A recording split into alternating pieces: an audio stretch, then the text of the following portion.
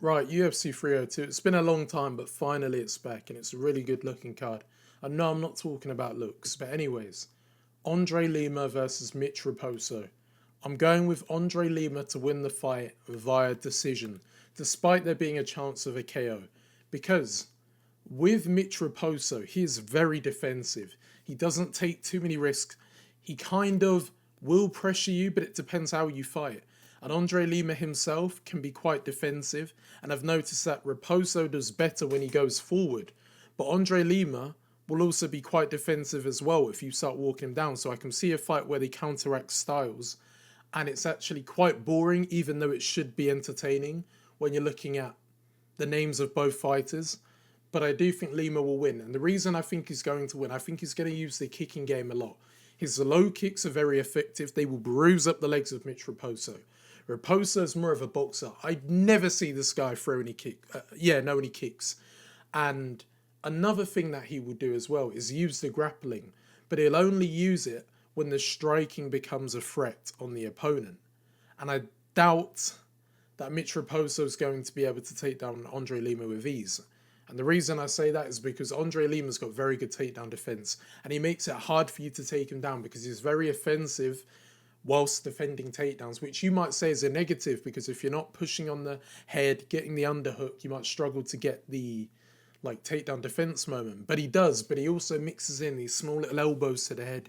You saw it against that dirty fighter who tried to bite him.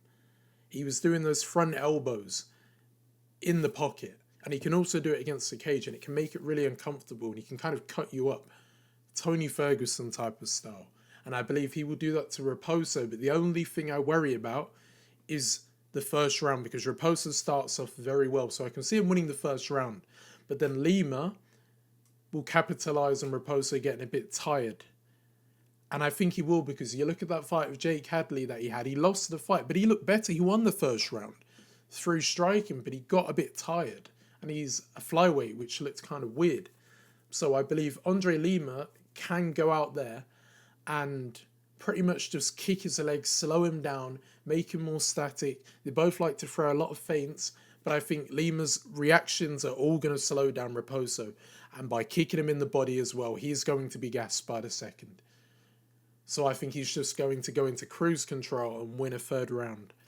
So 29-28 for Lima for me. Right, we have Gall versus Bassil Hafez. Who am I going with to win? I think it's fairly obvious. Hafez is going to win this fight, and it is going to be by a brutal KO. And I think he's going to do it round one. The reason I'm going with round one, Gall, his sharpness is not going to be there. He has taken quite a while out of the sport. Look at this. 2 years. And that KO by Mike Malott was brutal. And you know why that happened? Because this guy, Gall, he had a few moments in the fight that kind of hurt Mike Malott. You saw him bleeding a bit and he was catching him at times. But he was also getting caught with this left hook because he leaves his chin wide open because he tries to overwhelm his opponent with striking at times. And before you say that he could take down Bassil Hafez and submit him, yeah, he could if he could get him down. But my argument to that is he will not be able to. He is built like a tank, this Hafez. He's stronger than Gall. It looks like a men against boys situation. If you didn't tell me he was 32, I wouldn't even have known. I would have thought he was like 25 or something. And Bassil Hafez, to me, he looks like he's roided out. I'm not going to say he is, but his physique looks like it. And Gall's got kind of that soy build, you might call it the jiu-jitsu build. But that being said, you have some jiu-jitsu guys who are built like a tank also, for example, Rodolfo Vieira. But anyways, Gall's going to get slept badly because he won't be able to get the takedowns. Bassil Hafez had a very close fight with Jack Della Maddalena, which he should have lost, rightfully so. But he had moments in there, especially with the striking down the centre where he was hitting Maddalena with hard shots. But he's got a chin and he can take them. And it was on short notice. And he was working the grappling, but I don't think he is going to grapple. The only way I see a bit of grappling happening is if he knocks down Gall and he follows him down to the ground, but I don't think he'll need to. I think he's just going to be on the feet. Gall's going to be a bit tentative because he's been out for a while. I think he's going to try and close the distance, and again, he's going to get overloaded by a flurry of punches and flatlined again. Like, he didn't get knocked out and then, like, TKO'd. He got flatlined, ironed out. You think of Mickey Gall and then you think of him beating CM Punk. Like, Jordan Williams, no. Not impressive. Like, not in the UFC anymore. Right, this one's a weird one because if you didn't know, Niko Price actually beat him but then failed a drug test. But then when I watch back and see what happened in the fight with Morono, it was really weird. He was getting peppered on the feet. Dropped in the first round. We all know he hasn't got a great chin either. But somehow, comes out of nowhere, second wind, Alex Morono's randomly tired and hits him with a right hook. Because of pressure, the round ends and he doesn't get up. And he wins the fight. I don't think that's going to happen again. Despite Morono being the guy who is a big bottle job. Like, look at that Santiago Ponzinibbio. You are winning the fight clearly. You're about to get a 30-27 almost. What happens? He gets caught with an overhand right, flattened, loses the fight. So, picking a fight with Morono is hard because you never know. Because he's got that bottle job in him. But I am going to go with him. And I do think, I know a lot of people are going decision. I think he's going to KO him. Niko Price has taken way too much damage. And I think he can do it in the first round this time. When you've been in these fights, like Robbie Lawler was finished at that point. People are saying he's got no chin. But he goes out there, overcommits, hook to the head, and he just can't take it anymore. He can't. His brain can't take it. Like, he has got a Terence McKinney type of chin. His chin is cooked. The only way this guy's going to win fights against better opposition is by taking them down. And he ain't going to take down Morono. Because if he takes down Morono, he's going to get guillotined. And he isn't getting out of that guillotine, like, no. So, how I see the fight playing out again, Morono's pushing the action. He's very loose on the feet. He's coming up with these, like, crosses to Niko Price's chin. But because I believe it's going to end in the first round, he just can't take a punch anymore. I can't describe it more than that. His chin just cannot take a punch. So anything that lands on him against a fully grown man is going to drop him. And it's actually sad because it would be nice to see him win because he has got the power to put him out like he did in the second round. But I think with Morono, the reason I can see him maybe getting a decision is because you might have learned off the last fight. You're very aggressive trying to get a finish. Even though he didn't follow him down to the ground in the end of the first round, he got a bit tired and he moves around on the feet a lot. Maybe he might want to be more reserved, light him up a little bit, but then back off and take his time and pace himself. And he's improved. Niko Price has regressed. So for me, Morono, I think he's going to get it done first round. But you never know, he's got a bottle job in him, so I'd avoid this fight if you're going to put any money on it. Jake Matthews versus Phil Rowe. I am actually shocked with what I'm seeing on the polls. Are people picking him because he seems like an interesting person if you look at the reels on Instagram? Or do you really believe he's going to beat Jake Matthews? Because I'm going with Jake Matthews all day. And how can he beat Phil Rowe? I'm trying to think. Can he KO him? Yes. You know what? Yeah, I think he's going to KO Phil Rowe round 2. Phil Rowe is a poor man's Neil Magny. He does the exact same thing, and I don't know what the matchmakers were thinking putting them two together. It was just a match made to be a barn boozer, snooze fest, boring. This one, on the other hand, no. Phil Rowe, when you're looking at the wins he gets, they're either against bums, old people, like Aria Kosuke. Okay, I don't really want to call him a bum, because he was actually beating Phil Rowe when he was at full cardio, full capacity. But then, because he doesn't know how to use his cardio and preserve it, he ends up gassing out and pretty much losing due to exhaustion. And yeah, you're going to see he got a KO. Yeah, because the guy couldn't throw anymore and his body was giving out and he was so tired. So his punch resistance wasn't there at the end. And even then, Phil Rowe looked like he was really struggling to finish a tired Kosuke. And then Jason Witt, just retire, please. He shouldn't even be in the UFC. And then Niko Price, that is a good win. But then again, we all know Niko Price has no chin. And it's like Phil Rowe's got a habit of getting beaten up in fights. And because his opponents are like, oh my God, Phil Rowe's getting beaten up, let me just go all out and get the finish. They can't get the finish. And then he ends up taking over and winning. That won't happen against Jake Matthews because Matthews is one of those guys who has power, who works the body so he can actually gas out Phil Rowe and look for the finish as well as grapple. So it's not one of them where you're going to Neil Magny, hug them in the clinch and just bully him. You can't do that. The only reason he lost against Morales is, one, Morales is better. He's bigger than him. It was a bad matchup. This one is perfect, and I'm shocked by the amount of people picking Phil Rowe. There's no cardio issue for Jake Matthews, and Phil Rowe's grappling is not amazing. Only if an opponent was gassed out, it might be. So yeah, he actually gets out grappled and getting beaten up by Niko Price. So yeah. Grant Dawson versus Joe Solecki. You've seen I've already put Dawson there, and I believe this is because I'm confident he's going to win the fight, and I think he's going to do it via decision. You've got two high-level grapplers. One got slammed on his head recently by Drakkar Klose. How long ago was that? It was 5 months ago. I remember it like it was 2 months ago. But I think this is one where it's, again, men against boys. Grant Dawson is much better on the ground. Look what he did to Damir Ismagulov by taking the back, body triangle him, putting him in rear Nelsons on the ground, or full Nelsons, to a guy who, before he fought Arman Sarukian and stuff, was known for having good takedown defense, and Dawson just exposed him and pretty much just bullied him on the ground because he's a high-level grappler. And I think he'll do the same thing to Solecki, because you had Jared Gordon able to maintain control on top of him at times. Well, not at times, he did in one round. I believe it was round 2. And with Grant Dawson, the only thing I'd worry about is cardio, because that has been an issue.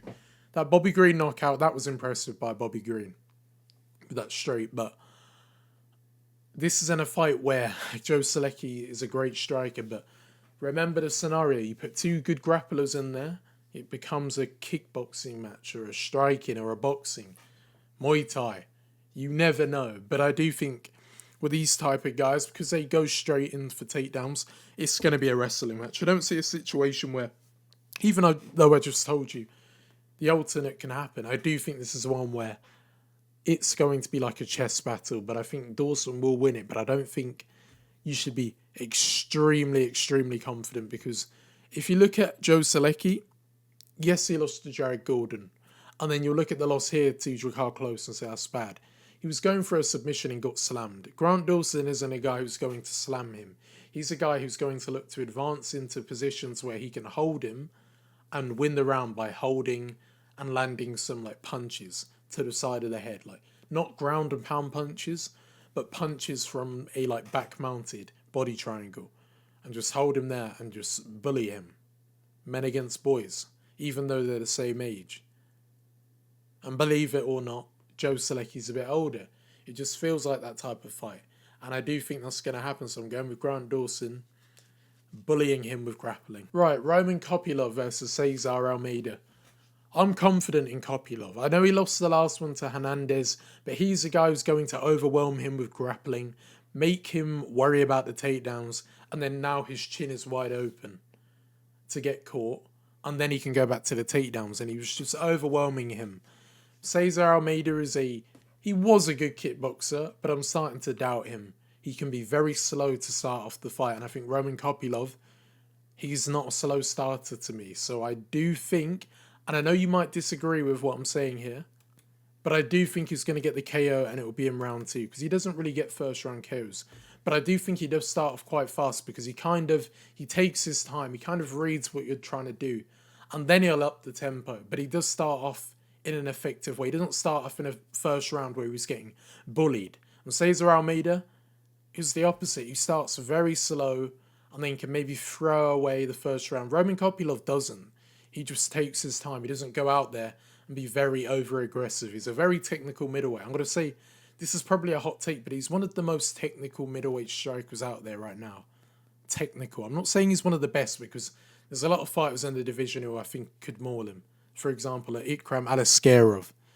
I'm not saying, I'm going to say it again, I think he's one of the most technical strikers. The way he does things with those body shots, combination into a high kick.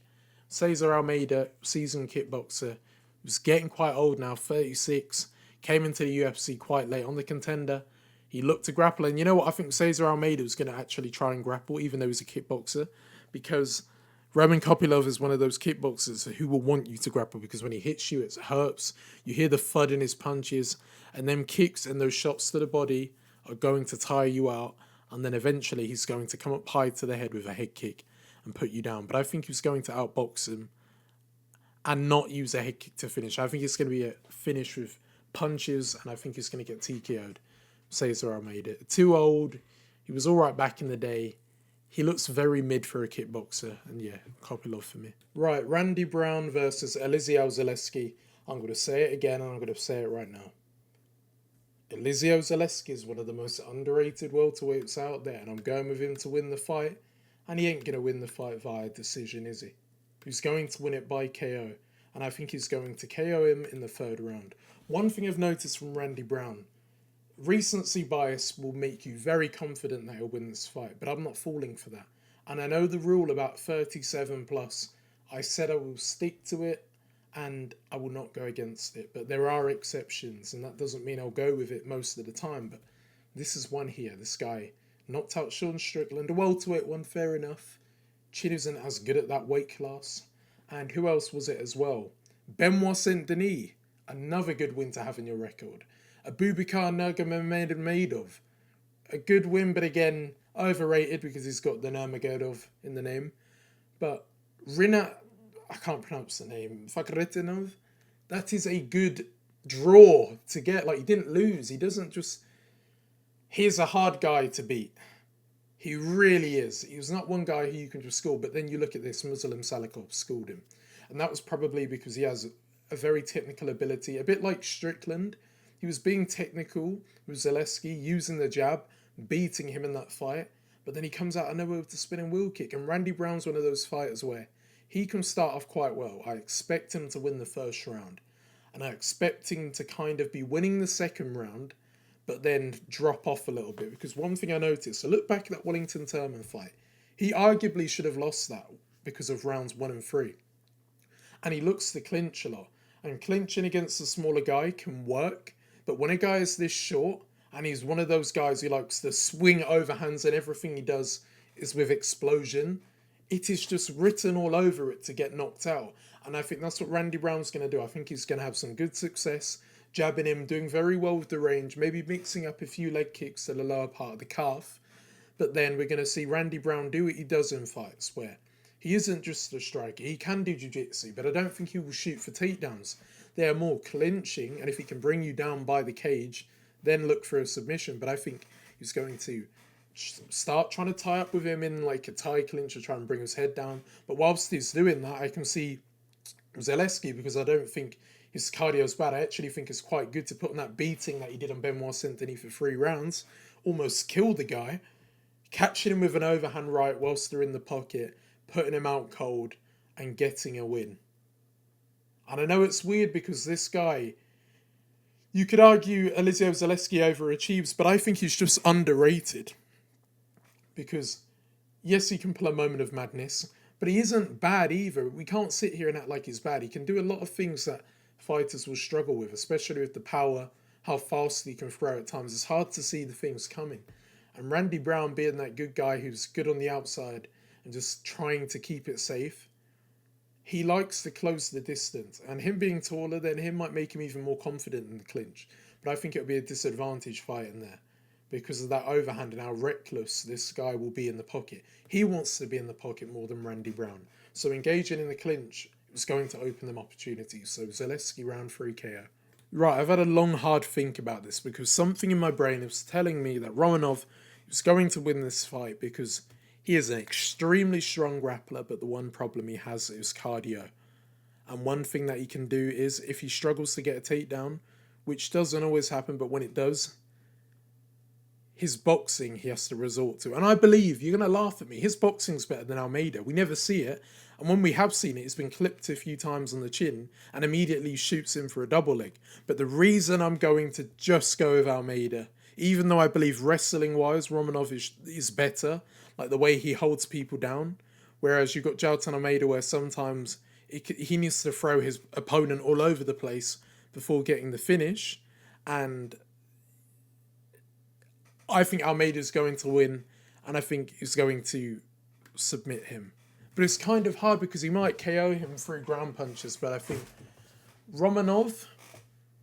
No, you know what? I think he's going to TKO him with ground and pound because Romanov's probably... Look at that beard and his neck. He's quite a chunky guy. Kind of looks fat for a heavyweight. And I think he's going to struggle to try and get his hand over the neck. So I think by Jailton Almeida in back mount, just throwing punches to his head, I think Romanov will give out. Like, remember that fight with... Where was it? That was it. Volkov, punches by back control. That will happen again because against Volkov, that guy cheated and it was clear as day. He was about to get the takedown on him and then the fight could have been over, grabs the cage, gets momentum and is able to put him down and finish him. That wouldn't happen if he gets the takedown. But Almeida, after that Blades performance, I know he lost the Blades. But if you actually look at what he was doing, Blades looks like a proper heavyweight. And so does Romanov. And he was picking him up for fun. This is a guy who wrestled in high school and was really good. And he was picking him up and throwing him all over the place. I couldn't believe what I was seeing. And then Blades, you might not like what I'm going to say here, made the adaptation to start throwing those hammer fists as he's shooting and then get the finish. It was a weird type of finish. But it was one where I was like, that was always a bad matchup for him because of the background. And you might think it is with Romanov, but he's not a power puncher. Whereas Blades has got power in his hands. Romanov's power, it might come from ground and pound, but it definitely don't come from being on the feet or swinging down at someone's head. Not really. So I don't see that happening, even though I believe he's a better boxer than Almeida technically in terms of technical ability, throwing the jab and the basics. But if you're talking about power, probably not. But that being said, we haven't really seen Jailton Almeida's power in the feet. But I do believe that Almeida's going to shoot in again, not mess about on the feet because he knows that Romanov, even though he can get tired, he looked good in his last fight boxing-wise. So I expect him to go out there, keep throwing him all over the place until he gasses Romanov out from being thrown all over the place and then get ground and pounded from back control. That's how I see the fight. Or the alternative is Romanov stops the takedowns and gets the takedown of himself and Almeida. And for the first time in a long time, we see Almeida get put on his back and then he gets exposed for not having like offense off his back because we don't know how good his jiu-jitsu is off his back. We don't know how good his wrestling is off his back and his scrambling ability because we never see it. No one puts him on his back. And to be fair, the one time I remember him being on his back, it weren't for long. It was against Derek Lewis, I believe, in an exchange, and he was able to scramble his way out, so that might contradict the point. But that was once. I haven't seen him do it against like a wrestler who's got a position on him. But I do think Almeida's going to win it. And I think round one again. I think this is another finish early. Right, Kevin Holland versus Michał Oleksiejczuk. This fight is so hard to pick because you got two guys here with good chins. Michał Oleksiejczuk, great finisher. He's a guy who can take punishment and keep coming forward. But then you've got Kevin Holland, who I question at times. Does he actually care about fighting? Because he knows he wants money. He's told us he don't care about rankings. He don't really care about how far he goes. He just cares about, is he making money? Is he getting that bonus? That's what he wants. But he gives up in fights way too much. I'm watching him. When it goes wrong, it just ends up going horribly wrong and it never gets better. And for me, I think I'm going to be in the minority here, but I think Michał Oleksiejczuk is going to beat Kevin Holland, and I think he's actually going to KO him. I think he's going to do it round two. I think the first round is going to be very interesting. Kevin Holland playing it safe like he's going to win a decision this fight because 2 losses now. He needs a win badly. Michał Oleksiejczuk loses a fight, wins one. That's not why I'm saying he's going to win it. The reason I'm saying he's going to win it is because I can't trust Holland. Holland's got all the abilities to go far, but he just gives up in fights. Like I saw a moment in the fight against, what was his name? Michael Venom Page, where he gets him down into the ground. He looks like he's going to lock in a rear naked choke and just let go of it. And in my mind, I always sounded Scottish again. I was like, what are you doing? You could have just put him away just like that. But he didn't, and then just quit and pretended to look like he was interested and start jumping into range. No setup, no nothing. And if you do that against Oleksiejczuk, he'll knock you out if you jump into range. Like, look what he did to that opponent from Russia who was 14-0. Hit him with an uppercut. You jump into range like that, you will get chinned. And I think Oleksiejczuk He's going to KO Kevin Holland. I know it's not happened before, and you're going to say he's fought harder hitting guys. Like, he's fought Buckley, fair enough. He lost the fight.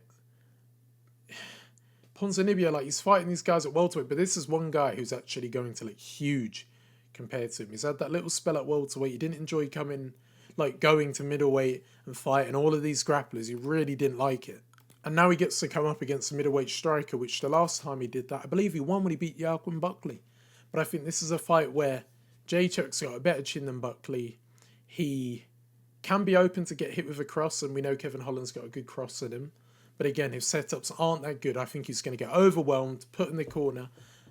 Oleksiejczuk's going to land a flurry of combinations and put him out. I just think, again, this could be another underrated guy on the roster at middleweight. But that being said, I don't really think he is. I think people know where he is. He's just UFC level. I'm not going to say ranked, like, really good like that. No, I'm not going to get carried away. But I do think he's going to KO Kevin Holland. Right, Sean Strickland versus Paulo Costa. Thank God we've had no pullouts yet. Sean Strickland, for me, is going to win this fight. And it's going to be by decision. But that being said, the thing in the corner of my mind is Paulo Costa, it happens in the first round. He can hurt opponents badly, but he just can't finish them. He's one of those guys who just can't get it over the line. And Sean Strickland's got a extremely good chin. It might not look like it because at welterweight you saw him get dropped a few times. Alex Pereira KO'd him, but come on. The fact that he was able to get up straight away after it, I know he was rocked and dazed, it just shows that his chin is good. Pereira's huge. That was just unfortunate for him. Paulo Costa does a lot of things similar to Duplessis in terms of pressure, hitting you. But I would say, no, I don't even know if Paulo Costa hits hard because Duplessis actually can finish his opponents. He makes them quit. Like, Paulo Costa's more volume orientated because you don't really see him get loads of KOs. They're like decisions. He hits people hard, yeah, but he doesn't have that knockout ability. I don't know what it is. He just doesn't get these finishes. But then when you think of him as a guy who can just knock people out, but he actually doesn't do that. So I do think Strickland, his jab, he's going to school him. It'll be a bit like Robert Whittaker, but Robert Whittaker's a bit chinny. He can get caught and leave himself open. Strickland doesn't really. He blocks with his arms effectively. Throwing those overhands, some will get through the guard, a bit like, what was his name? Duplessis, but I think Costa's cardio is a bit suspect. So I can actually see, you know what? There is a potential KO for Strickland. Because Paulo Costa, look at him in that Luke Rockhold fight. I know everyone was struggling, but his cardio didn't look great. And I know he had that fight against Robert Whittaker, but then after the second round, he just got beaten up again. So you know what? There is an argument. You know what? I'm going to go for it. I think Sean Strickland is going to KO him in the fourth round. I think he's going to keep walking him down. Paulo Costa's not going to like it, and he's just going to get overwhelmed and get done by like TKO standing punches. I see whatever referee it's going to be, I don't know yet, just stepping in, waving it off because he's just going to get beaten down in that fourth round. Because we know Sean Strickland's cardio, it maintains throughout the whole fight. So it might be round 5, but I predict a late stoppage here, if I'm honest with you. Even though a decision is possible, I'm thinking back to them fights with Paulo Costa where he was gassing heavily. And shooting him for takedowns is not going to work either, because Sean Strickland, again, his takedown defense is really good. Duplessis is a better grappler than Paulo Costa. He got him down, bounced straight back up. Paulo Costa, cardio is quite poor later on in fights. If he's going for takedowns tired, he ain't going to get them. So for me, I'm sorry, Sean Strickland, I think, is going to finish him late in the fight. But then again, I do get feared about the fact that because Paulo Costa is a poor man's Duplessis, he might overwhelm him early and go in for the kill. And look at that spinning wheel kick that he rocked Robert Whittaker badly. Remember Sean Strickland against Elizeu Zaleski? Just something to bear in mind. It ain't going to happen, but you know, I had to bring it up. So yeah, Strickland for me is just going to pop that head off of Paulo Costa with a simple jab, teep him to the body, and that's just going to slow him down. And he's going to try and do what Duplessis did, but his cardio, he can only do that for 2 rounds before gassing out, and then he'll just be really tired, try and fight defensively just to survive, and he won't win the fight unless he gets a KO early, which I don't think he will, because Sean Strickland's chin's very good. Right, here's one most people can agree on. I'm sorry, I'm not going with Dustin Poirier. I can't. I really can't. As much as I'd like to see him win it, Islam Makhachev for me. And how is he going to win the fight? Yeah, it's got to be a submission. Because I don't see him knocking out Dustin Poirier because I don't think he's going to want to take them risks.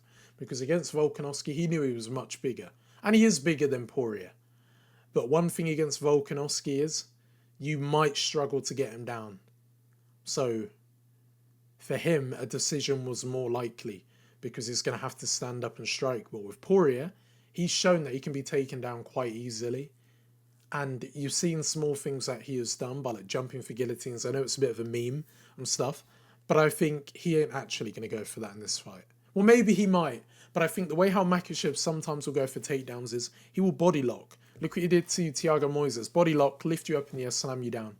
I think he's going to be very careful of dipping his head down low because Khabib should tell him that because he got caught in it, but he weren't going to tap out.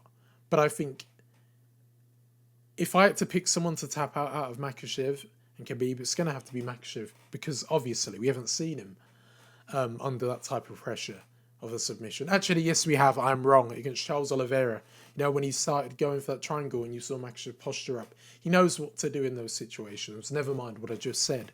So, Makhachev for me is going to submit Poirier because Poirier has also struggled against people who are bigger than him. Benoit Saint-Denis. And he even admitted that he just felt so strong. And if you think Benoit Saint-Denis was so strong, look at Makhachev. This guy can do two-handed push-ups, which are very hard to do. He makes people who Dustin Poirier beat look easy. Look at that fight with Dan Hooker. Proper war. Makhachev breaks his arm almost. And obviously that's a styles mate matchup, I'm just saying. But yeah, round for me, that's what it's about. Like, what round do I think he can do it? Honestly, round 2. I don't think he'll do it round 1 because I think he'll be quite careful and shooting in. Because what he needs to do is find a way to get Dustin Poirier against the cage, then look for the body lock instead of shooting for a double leg out of range. And the way I think he will do this, using those front kicks, I think people forget Makhachev's striking is so good. In the division, I still think he's one of the best strikers. Look what he did to Charles Oliveira in striking, not just grappling, in striking. When guys like Poirier had competitive fights with Oliveira in striking, whereas with Makhachev, it just seemed one-sided, even on the feet. And I want to see him against Armin in the future. That would be a good rematch. But I think those kicks are going to cause problems because he's going to push him, teep him. Umar does it as well, so I can see him teep him, push him up against the cage, and then you're seeing that's the time when he's looking to get into the clinch position. And because he's so strong, he will bully Poirier and just throw him down to the ground, either with a body lock. And I don't think he's going to go for a lot of double legs, but if he does, fair enough. But I think he'll want to use that clinch to bring him down. And once it's got him down, I can just see Poirier giving away his back, trying to escape. Because you know how Makhachev is so strong, he'll control the wrists. Dustin Poirier will be like, he'll be trying everything to just try and get out of that situation, turning, shrimping. And even though he's got good jiu-jitsu, there's different levels. So like Makhachev's on a different level to a lot of these lightweights. He really is. So like we saw with Poirier and some of the higher lightweights, there's a big differential. And I think there is here. So I do expect Makhachev to go out there, first round, kind of strike with him. Use that head kick, kick the wrist of Poirier, because you know how he likes to block a lot. There is a potential KO head kick, Islam Makhachev, because he's got really good high kicks as well as push kicks. And when he throws the kicks, you see how Poirier telephone blocks. If you're throwing a turning kick and you're telephone blocking like that, the force and momentum of Makhachev's kick being the bigger guy, fast, powerful kicks, whacking into your hand, into your head. We could see another Gaethje Part 2 finish, but I think he's going to look to grapple more than strike because there is a risk with Poirier being that really tricky southpaw with his boxing. He can catch you out if you try and stand toe-to-toe with him. He really can. Slipping, good head movement, flowing with the punches down the centre. He's got to be careful, but I do think he'll bring him down and win the fight. So yeah, that's it. Thank you for watching. Talk to you soon.